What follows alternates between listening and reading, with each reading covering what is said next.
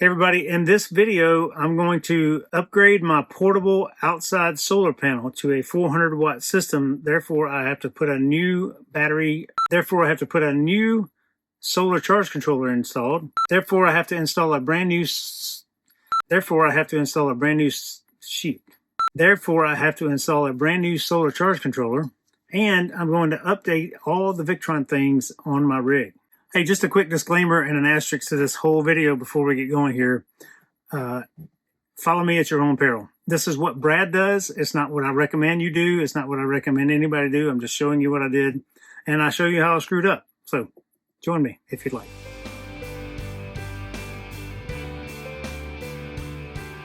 Hey friends, good morning. I'm out here, just finished the workout, but I'm messing with my solar panel. So I got this new 400 watt Renogy panel.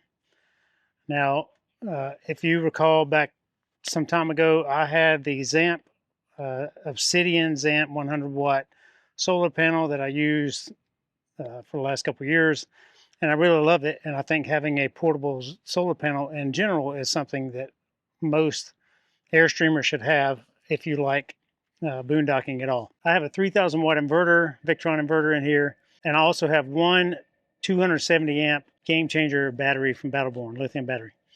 I didn't add any more than that because I figured that was enough, but I do have room to add one more. But when we're boondocking for days on end, we often run out of water before we run out of power, but I still like having a portable solar panel. I was able to get this giant Renogy panel here very cheap. It's a $1,000 panel.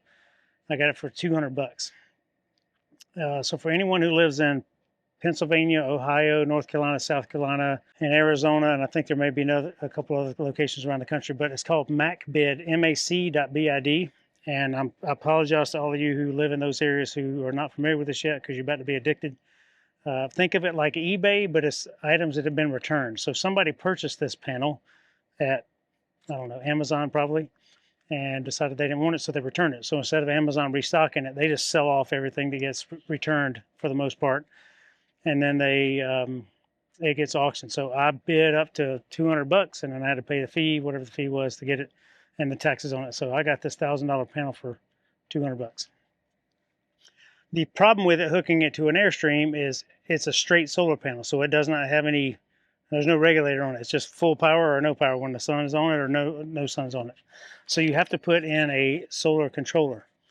Similarly, when your sun's coming on, if you have a solar package on your rig, you have the solar panels on the roof, but up by your kitchen sink or under your TV or somewhere in your rig, you have the MPPT that most people find impossible to understand or use.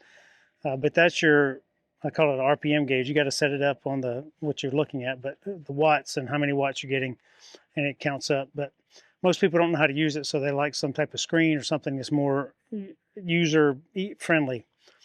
So you may hook in a dongle or something like that. And our friends Jonathan and Blakely from Digital Barbell, they just put a dongle on their solar controller so they can read it on their phone now instead of having to use that thing on the wall that they don't like. And you can check out his video. I'll link it here in this video or down below in the video description. But the dongle is really nice. But I have the Serbo GX and touchscreen and a battery shunt, so I can see kind of what my whole program is doing at any given moment. My point is, you have sun, if you have a solar package, you have sun hits the roof, it goes down through some wiring, and up under, typically on the front corner right over there, maybe on this corner over here, depends on the model you have, but somewhere near the front corner, one corner, you have a blue box, and it's a Victron Energy MPPT controller, typically the 150 size, but it doesn't have any, that's your solar controller, that's this thing for your roof solar panels. So it governs what amount of power is allowed to pass through it, so to speak. So if it senses the battery is full, it stops letting energy pass through. If it senses the battery needs power, it lets battery juice flow through. So if I were to hook that solar panel straight up to my wiring system here, I could overcharge the battery. So why does Airstream put the Zamp plug on there? And there's a lot of misconception about, this type plug here, this type plug. There's a lot of misconceptions out there that this plug will not fit other brands, or it's wired backwards, or positive, negative, negative is positive. That's not true. where that comes from is these little RC control cars. Some of their battery things are backwards, or their chargers are backwards, so they didn't want people hooking those things up. So that's where that misconception comes from. But in solar panels, that's not the case. And in ZAMP, that's not the case at all either.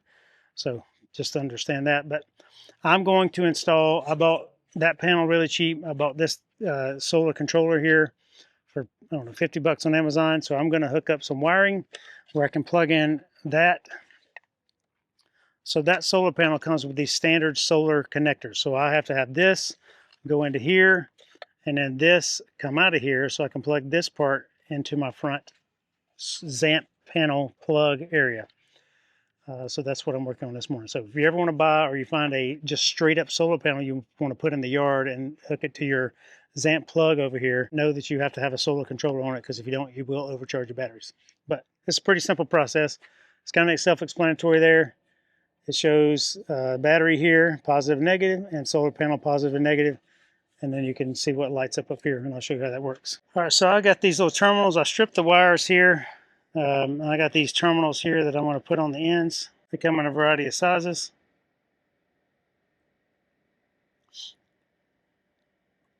But this just makes your terminal ends much, much nicer.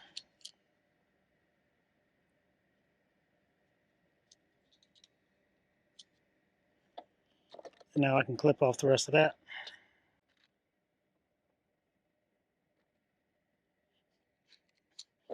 All right, so I have a pretty lengthy piece of wire here. I don't really need all this, but I want to be able to run the panel anywhere in the yard. So I got this long 10 feet section of wire here.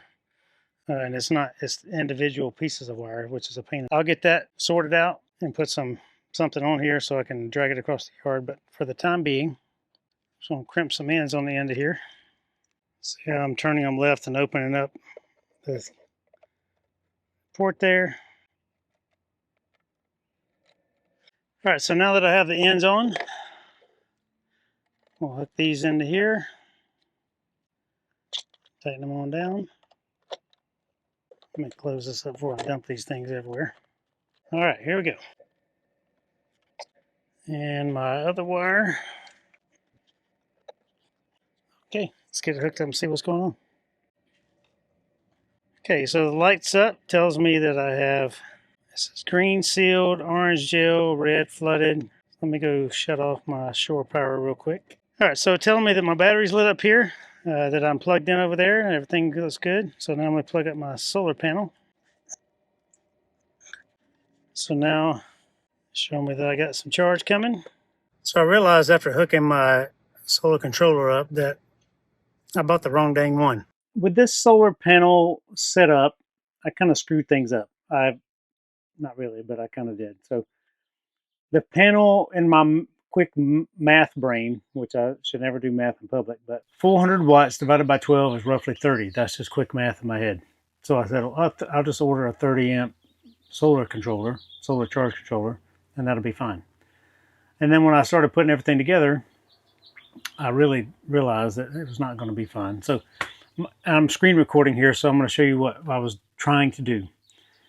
So I wanted to go from the solar panel, the 400 watt solar panel, to this Renogy 30 amp solar controller. And then from there, it would plug straight into my ZAMP solar plug, which is on the side of the battery box. Now, if you have a base camp, it's on the plug on the outlet on the side. If you have a drivable, it's typically on the side, just a straight plugs into the side of the rig. This one is right beside your battery box. Now, the other end of that ZAMP solar plug goes straight to your battery if you have a factory setup. If you've done some other modifications like I have, there's some other stuff you have going on. But that was my intent. So I could just have all the things right there together. Easy solar charge controller outside the rig. I could put it right there on the side of the battery box or whatever I want to do. Run some wires into it. No big deal. No extra wiring and no extra things. And I was going to add this Bluetooth dongle. It's not called a dongle, but a Bluetooth thing to this device. And I could look at it on my phone and see what the Renogy solar panel was doing outside. So separate. I didn't have to do any extra wiring. I didn't have to run anything through the floor. It's going to be super easy. I stopped what I was doing. I sent that solar charge controller back to Amazon and ordered a new one. It has Bluetooth built into it. And looking at it, I realized this thing was much bigger than the 30 amp, but I didn't realize how much bigger it was. And when it came in the mail and I held this thing in my hands, I was like, good Lord, this is way too big for me to mount outside, not something I'm going to leave outside. So I was going to put it inside the trailer, but then I got to thinking about my hole up there where I had all the other stuff in there, and I thought, it's going to be pretty tight to get this up on a wall. So I'll just go do what I already done. I'll put another Victron solar charge controller in there, and I'll get the 50 amp. Now 50 is a little bit more than I need, but there's no increments for Victron for 40. So if you were to go to Renogy website and buy this solar panel, the thing connected to it would be the 40 amp solar charge controller. So those two could work in tandem with each other. But my quick math up here, not quick math, my real math up here. So if you're going to do any solar setup, you take your wattage that you have available. It's a 12 volt system, so that equals 33 amps. And I like to add 25% to that, so 1.25, and I get 41.6. And that's over. So a 40 amp charge controller for this 400 watt panel would be plenty enough. But I like to have a little extra over. So what I ended up doing, I put the Victron solar controller in there, 50 amp, because they don't make a 40 amp. Not that I'm aware of. There may be one out there. I put my little circuit breaker, resettable circuit breaker in here, and it goes to my bus bar, which powers the rest of the trailer. Same with the negative, it comes out of there and goes to the negative bus bar. So that's what I did to wire this system. If you're going to put a portable solar panel, now I have the Zamp Obsidian 100 watt portable solar panel with a already built into it charge controller. I also had the 200 watt panel from Air Gear, and it's a really great setup. I'm just using it for a different application at the moment. So I wanted something much more robust, and I got this 400 watt panel. So now I have multiple options for solar. Everybody, I don't recall specifically where I was in the process the last time I filmed some of this, but I'm going to show you what I set up today on the external solar panel. So let's go over that real quick, and I'm going to start inside. All right, so down here underneath Blair's headboard, if you recall back when I first installed all these things, I took this box from the floor and put it up on the wall. I removed what used to be the inverter right here. This is the DC to DC charger. This is the original solar controller, so that comes off the roof, and that's what controls it and goes to the battery. I just installed this one because I needed one that was big. So I got a 400 watt portable panel, and I needed one that was bigger, and I couldn't tie them together to this because it would have been too much for this. So I got a 50 amp, and then here's my Serbo GX that goes to my touchscreen, and these are all the cables running around. I know it's a bit of a mess at the moment, but I've got a really cool project coming up, and I'm going to do some rewiring right here, so I didn't want to set it up and have to tear it all apart again and make it look pretty. So now here on my touch screen, I can see how much solar I got coming in. So 220 watts is coming off that portable panel. It's kind of a weird angle right now.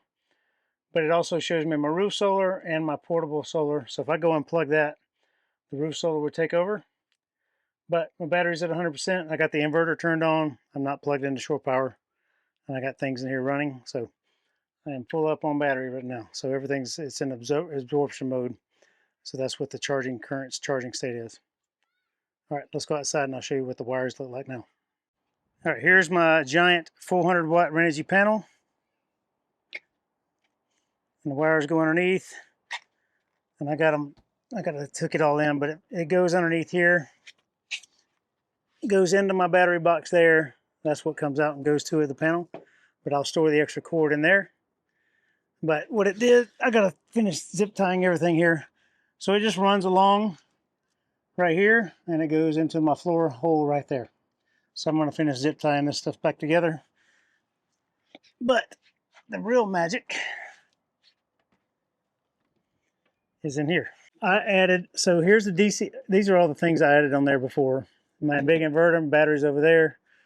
This is a shut-off switch for my solar panels on the roof. So should I be doing work here, I can shut those off. I don't have to worry about getting eat up with electricity coming off the roof. There's my main battery shutoff switch, my main battery fuse.